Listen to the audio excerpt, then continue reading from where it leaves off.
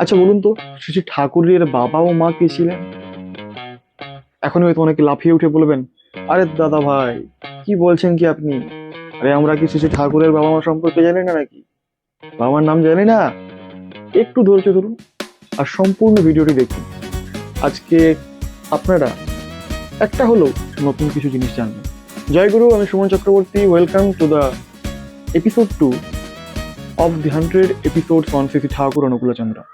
শ্রদ্ধেয় শিবচন্দ্র চক্রবর্তী ও মাতা মনমোহিনী দেবীর সন্তান আমাদের শ্রী শ্রী ঠাকুর। শ্রী শ্রী ঠাকুরের ঊর্ধ্বতন ত্রয়োদশ পুরুষ ভবানন্দ আচার্যের পুত্র পদ্মগর্ভ আচার্য, যিনি গীতাভাষ্য, দ্বাদশ উপনিষদ ভাষ্য প্রভৃতি প্রসিদ্ধ গ্রন্থের রচয়িতা সেই সময়কার।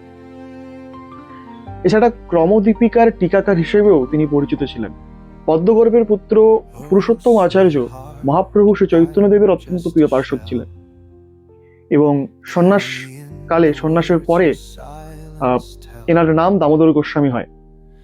এবং কথিত আছে শ্রীহট্ট যাত্রাকালে মহাপ্রভু পদ্মগর্ভের অপর পুত্র লক্ষ্মীনাথ আচার্যের বাড়িতে বিশ্রাম নেন।